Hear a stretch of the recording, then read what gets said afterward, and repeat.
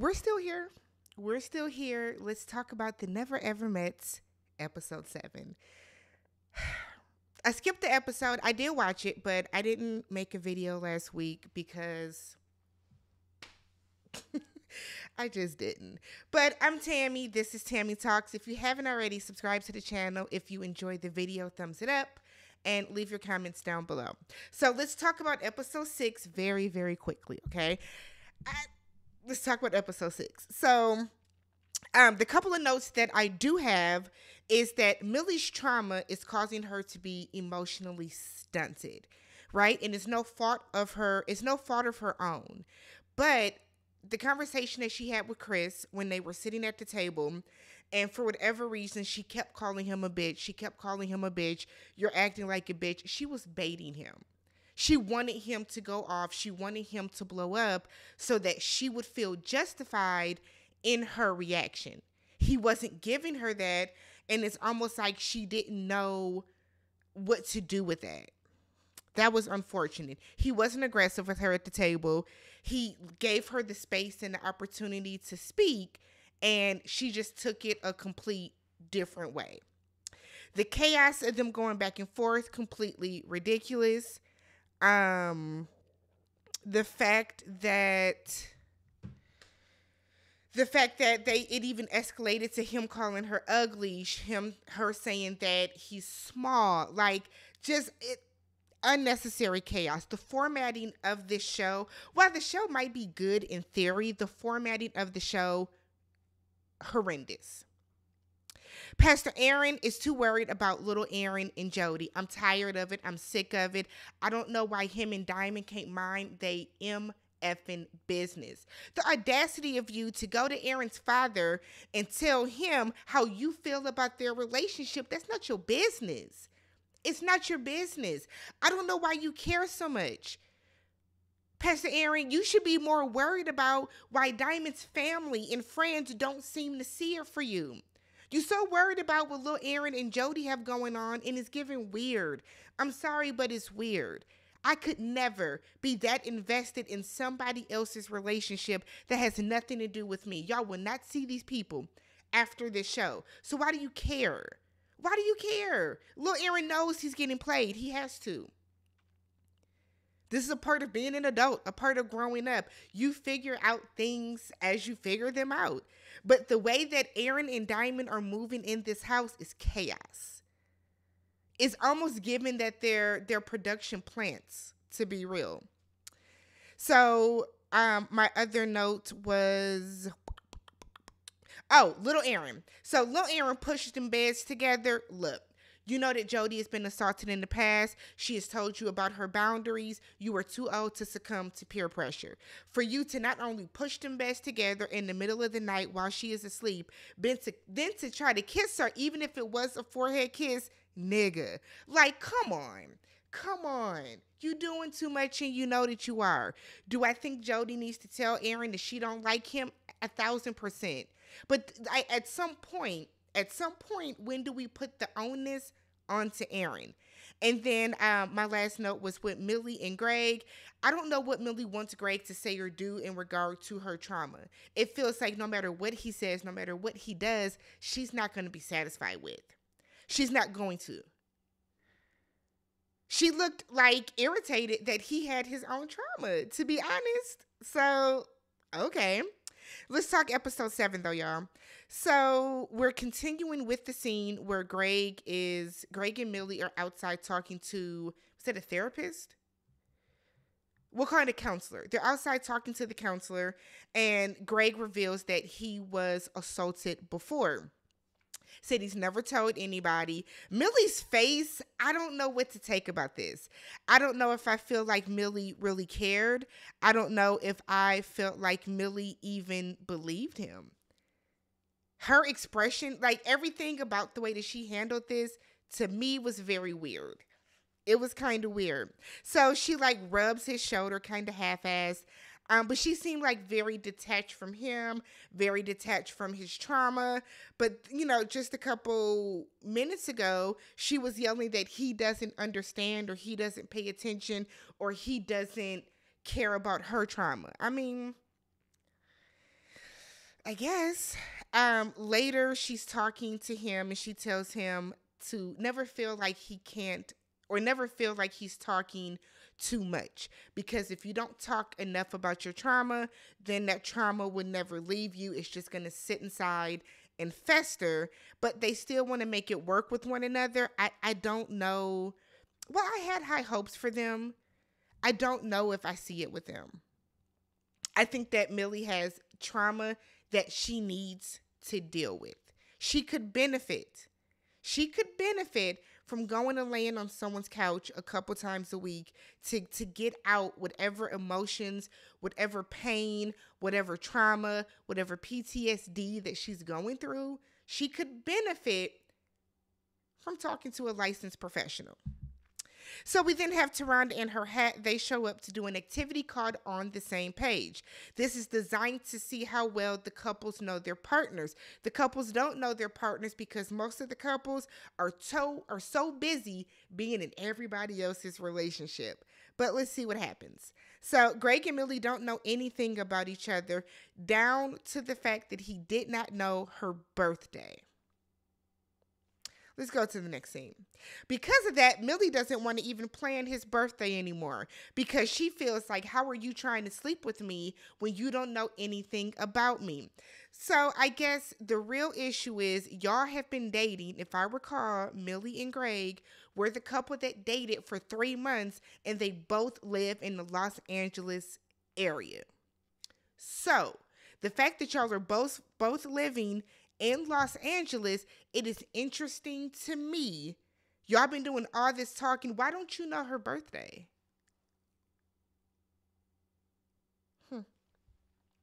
Aaron plans a photo shoot for him and Jody. The pictures look nice. The pictures are cool. Like, he's dressed kind of as a king.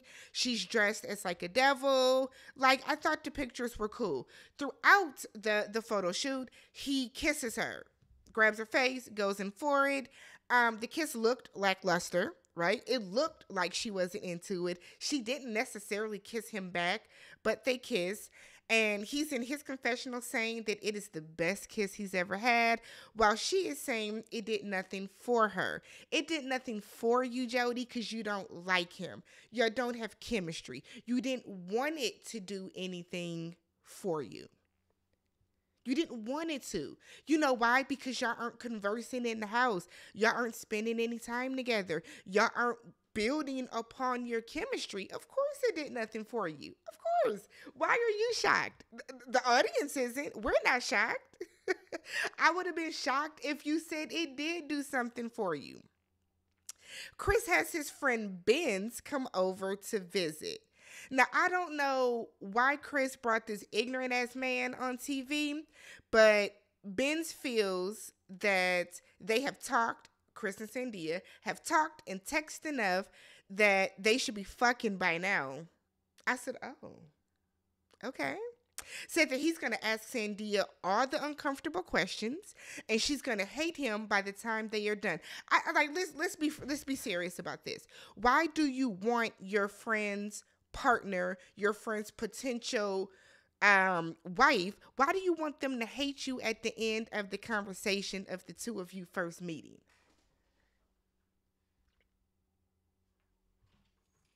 Why? Why do you want that? Why do you want that? How is that gonna help you? How is that gonna solve anything for you? How is that gonna benefit you? It's really giving, I don't want my friend to stop being a hoe with me. But I guess, why would you bring him of all your friends? Of all your friends, why would you bring him? That is the crazy part to me. But okay. I guess, whatever makes sense in your head, Chris, I guess it's going to make sense to you. Meanwhile, Sandia has her friend Stephanie who comes over, and we don't even get much conversation between Stephanie and Sandia outside of the fact that Sandia feels that she does have a future with Chris. We don't really get much at all of the two of their interaction. So the four of them sit down to talk, and Benz feels that it is stupid of Sandia to expect a monogamous relationship. Now we've seen these men before, right? These are the men that have the podcast that are like the Fresh and Fits of the world, that are the Kevin Samuels of the world, where they feel that men are not designed to be monogamous, that women are supposed to fit in this perfect little box for a man, the no kids, the certain weight, the certain level of education, the ones that cook, that clean, that do everything they can to cater to and pamper to a man, but at the same time, they are to not expect a man to be faithful. There are a lot of people that feel that monogamy is just not natural. I kind of feel like if that's how you feel, that's on you. But to say that it's stupid for a woman to want her husband to be monogamous or to want to be in a monogamous relationship is silly. Benz also feels that sex is more important than getting to know someone, because what if you get to know this person and 3 to 4 months later, you guys finally do have sex and it's not good, you're not compatible, that chemistry isn't there, then you've just wasted 3 to 4 months. I have no opinion on that. There are people that feel like waiting is best for them. There are people that feel like having sex right away is best. But I kind of feel like for you to say, hold on, y'all. But I just kind of feel like for you to think that it's, I guess that's something that Sandia is going to have to deal with. That's something Sandia is going to have to come to terms with. But looking at this conversation with Benz, I would feel that you were talking to Chris, because if this is the person that he entrusted, this is the person that he wanted to come to basically represent him and represent how he is in real life and represent how he is on a day-to-day, this wasn't a good representation. But I mean, Sandia is also the same woman that said that it would basically take hell and high water for her to even want to leave Chris. So I guess we then get Jody. So they're back. They're still sitting in the, where are they at? They're still at the photo shoot. And Jody lies to Aaron and tells him that it was a great kiss for her as well, when he tells her that the kiss was good for him. She doesn't even look at him when he speaks. She doesn't make eye contact with him. She doesn't even like angle her body in his direction. To me, I think that's concerning, that Chris is either negating that or not knowing that or not understanding that. But for a man, for somebody that you're having a conversation with, whether relationship or friendship or just a person, to never even angle their body towards you, I think it's disrespectful. So the fact that she seems more than okay with that, or he seems more than okay with that, is unfortunate. I think it's telling. I don't know. But it's kind of like, at what point is Aaron going to kind of wake up? So they get back to the house and Aaron points out how her mood has changed. Jody is being rude to him now. She's not engaging with him now. She's, like the energy has just shifted down. Aaron, that energy shifted after the photo shoot. Did the energy even shift in general? Or was it like all in Aaron's head? So she tells him to warm up 2 slices of pizza for her. So they're sitting down eating.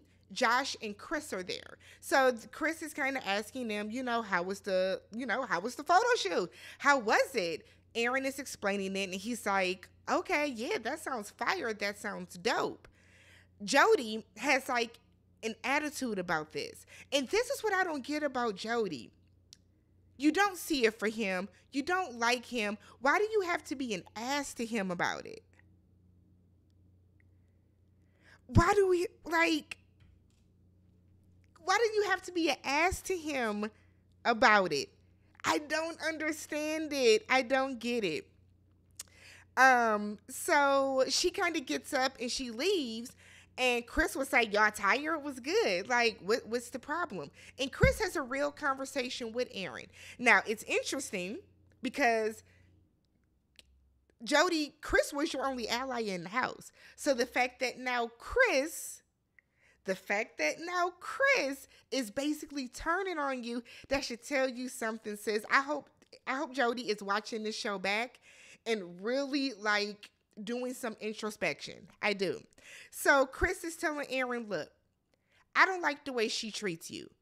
You are one of the most respectful people here. You're treating her with the utmost respect. And the way that she's coming at you, the way that she's treating you, the way that she's handling you, it's rude, it's disrespectful. You don't deserve it.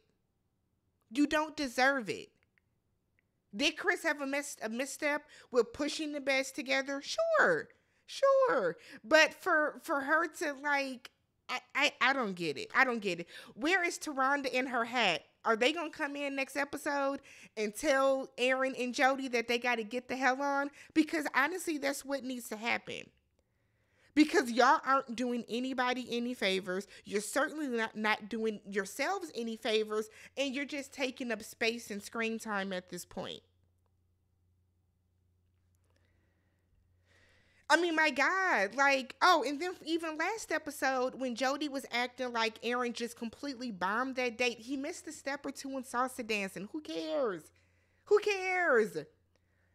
Why isn't the fact that he tried? Why doesn't that count for anything? He tried. I guess. So then Diamond's messy ass. I'm going to say this. Y'all remember the very first episode when Diamond came in and said that she didn't want to stay in the room with all these females because too many women together, in her words, too many females together is messy. And I told y'all in my first recap, anytime a woman says that, anytime a woman feels that she doesn't have a lot of female friends, she doesn't have a lot of friends that are women, she doesn't like to hang out with a lot of women, she doesn't like to do that, anytime a woman says that, she is the messy one. Think back this entire season. Majority of the mess and the chaos, Diamond has been a part of. So Diamond, for whatever reason, goes up to Alexis to tell her that Josh tried to sleep. Diamond goes up to Shay to tell her that Josh tried to sleep with Alexis. So she's like, yeah, so it started they tried to sleep together when you were in the room, and then they went to the hallway where the cameras weren't. So apparently there's no cameras in the hallway.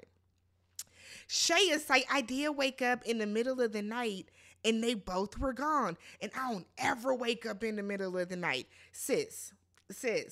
So she's like, and this was God. This was God telling me, girl, wake up.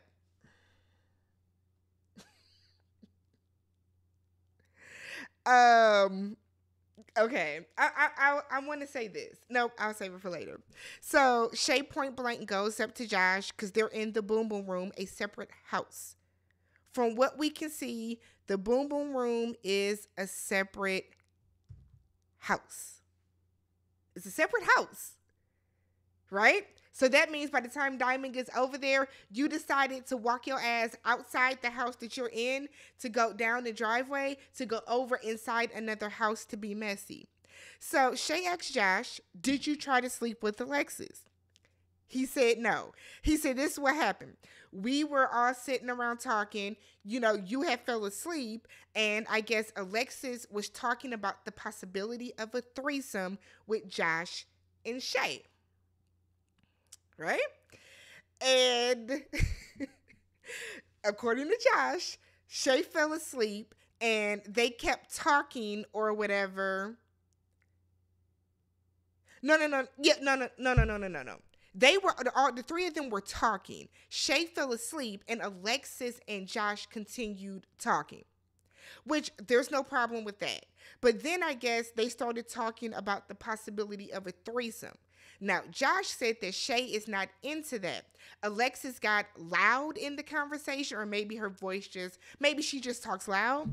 So the two of them went in the hallway as to not disturb Shay. I'm going to tell you, Josh, I'm sorry, but none of that makes sense, sweetheart. None of that makes sense. Why would you even go in the hallway to have a conversation about a threesome with another woman if you know that Shay's not into that? If you know that Shay is not into that, why would you do that? Do I think Josh was trying to sleep with Alexis? I don't know. I don't know. I don't know. We don't know enough about these people to really have an opinion or, not an opinion, but to really like make an informed guesstimate about how they would move in and out of relationships. So that I'm not going to speak on because I don't know, but the optics of this look crazy, right? So then Diamond decides to come on in. Remember, she left the other house to walk down the driveway to get to this house, to come in and to their conversation, and Shay is going off, and she's telling Shay to calm down. Girl, you started this. You started this, Diamond. You started this. You could have told her this a while ago. Why even bring this to her? And on camera. It's like Diamond and Pastor Aaron are doing whatever they can to be on camera. It's given production plant. I'm going to say that. So now Shay wants to leave, and she storms up to the bathroom, and she's sobbing to Diamond about whatever's going on. Diamond is in her confessional claiming she didn't want to be in the middle, but she wanted her to investigate. That is getting in the middle. That's you getting in the middle. I guess, y'all, when is this show over? When is the show over? Like, for real. Let me know what you guys thought about this down below. Don't forget, subscribe to the channel, thumbs up the video, and I will catch you guys in the next one. Peace.